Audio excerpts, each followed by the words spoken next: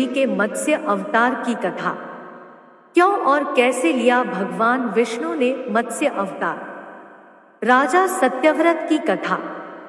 कल्प के अंत के समय एक महान राजा सत्यव्रत राज किया करते थे, जो भगवान विष्णु के बहुत बड़े भक्त तथा धर्म के पालक थे। एक दिन वे प्रातःकाल स्नान करने के पश्चात नदी में सूर्य देव को जल अर्पण कर रहे थे। तभी हाथ में जल लेते समय उसमें एक छोटी मछली भी आ गई। जब वे वापस उस मछली को समुद्र में डालने लगे तभी वह मछली राजा से बात करने लगी। उस मछली ने राजा से विनती की कि वह उसे वापस समुद्र में ना छोड़े।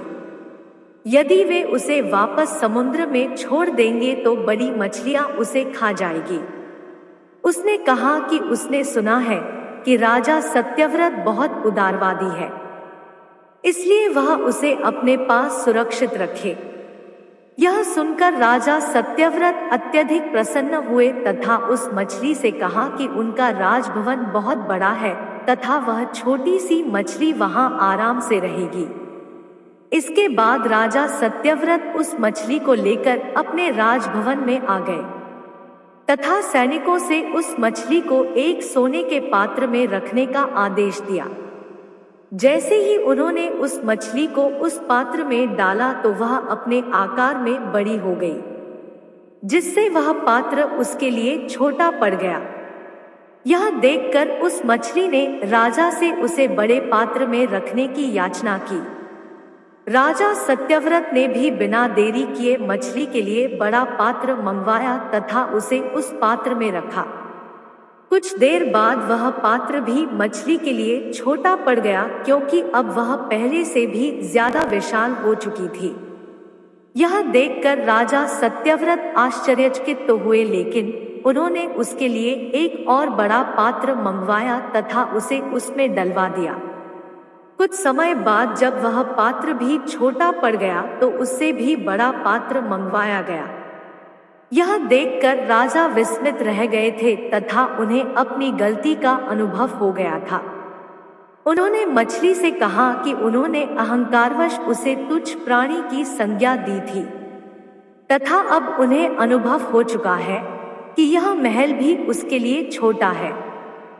इसलिए राजा ने उस मछली से हाथ जोड़कर क्षमा याचना की तथा पुनः उसे समुद्र में छोड़ आए।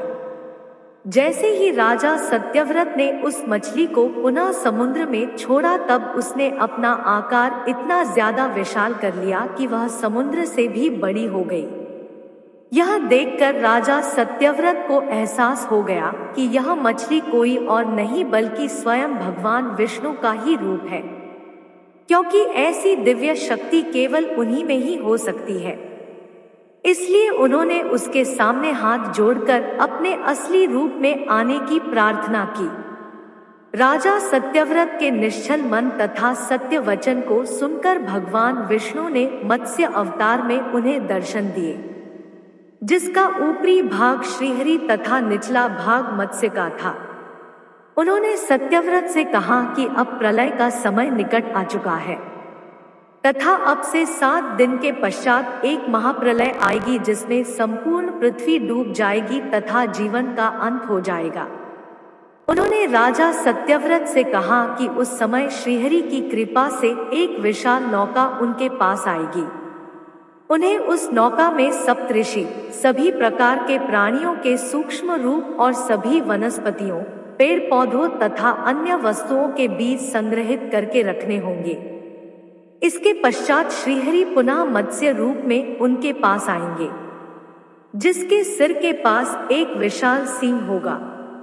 सत्यव्रत को वासुकी नाग की सहायता से उस नौका को उस मत्स्य के सींग से बांध देना है। इसके पश्चात वह मत्स्य उस प्रलय से नौका को पार लगवाएंगी व उसमें उपस्थित सभी की रक्षा करेगी। इसके 7 दिन के पश्चात सृष्टि में महाप्रलय आ गई। राजा सत्यव्रत भगवान विष्णु के कहनुसार सप्तऋषियों समेत अन्य सभी वस्तुओं को अपने साथ लेकर एक ऊंचे पहाड़ की चोटी पर चढ़ गए। तभी एक विशाल नाव उनके पास आई। जिसमें उन्होंने समस्त बीजों तथा प्राणियों के सूक्ष्म शरीर को रखा। इसके पश्चात वे सभी उस नाव में बैठे तथा वह नाव प्रलय में तैरती हुई आगे बढ़ने लगी। जब धीरे धीरे प्रलय ने भयानक रूप लिया, तब उनकी नौका भी हिलने डुलने लगी तथा पानी अंदर आने लगा। उस समय भगवान विष्णु पुनः मत्स्य अवतार में वहां आए, जिसका एक विशाल सींग था। वासुकी नाग भी उनके साथ आया तथा सत्यव्रत ने उसकी सहायता से नाव को मछली के सींग से बांध दिया। इसके बाद सृष्टि में प्रलय आती रही तथा सबका अंत हो गया। प्रलय के शांत होने के पश्चात वह नाव एक किनारे धरती पर पहुंची तथा भगवान विष्णु ने पुनः अपने मत्स्य अवतार में दर्शन दिए।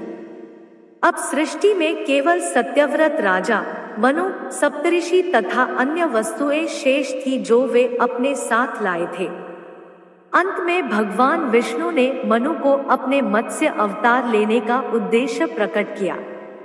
उन्होंने उसे बताया कि जिस प्रकार एक किसान अपनी फसल की कटाई के समय कुछ बीजों को अपने पास रख लेता है तथा उसके पश्चात उन्हीं बीजों की सहायता से पूरा धन धान्य पुनः उगाता है, उसी प्रकार सृष्टि के अंत के पश्चात उसके पुनः निर्माण के लिए कुछ बीजों का रखा जाना आवश्यक था। भगवान विष्णु ने मनु को सभी चीजों के बीज रखने का आदेश दिया था, चाहे वह दुख देने वाली हो या सुख। उदाहरण के तौर पर पुष्प तथा कांटे दोनों, कोयल तथा कौवा दोनों, क्योंकि सृष्टि में हर जीव का अपना औचित्य तथा महत्ता है। इसके साथ ही सप्तऋषि का चुनाव इसलिए महत्वपूर्ण था क्योंकि ज्ञान के बिना मनुष्य अधूरा है। इसलिए सृष्टि में संतुलन स्थापित करने के उद्देश्य से उनका बचना आवश्यक था। इसके साथ ही भगवान विष्णु ने मनु को चारों वेद प्रदान किए, जिनकी रक्षा स्वयं श्रीहरि ने की थी। उन्होंने चारों वेदों को अपने मुख में दबाकर रखा था तथा अब मनु को सृष्टि के कल्याण के लिए लौटा दिए थे। अंत में भगवान विष्णु ने अपने धाम जाने से पहले मनु को आदेश दिया कि चूंकि वह प्राचीन कल्प से बचा हुआ एकमात्र प्राणी शेष है, तो वह उस कल्प की सभी अच्छी बातें एक पुस्तक में लिखे। इसके साथ ही उस पुस्तक में उन बातों का भी उल्लेख करे जिस कारण उस सृष्टि का अंत हुआ तथा एक नई सृष्टि का निर्माण संभव हो सका। इस पुस्तक की सहायता से आने वाले कल्प में लोग प्रेरणा ले सकेंगे। इस पुस्तक को मनुस्मृति के नाम से जाना जाएगा, अर्थात मनु को जो भी याद रहा वह उन्होंने उस पुस्तक में लिख दिया। यह कहकर भगवान विष्णु के मत्स्य अवतार का औचित्य पूर्ण हुआ तथा वे अपने धाम को लौट गए। ओम नमो भगवते वासुदेवाय नमः।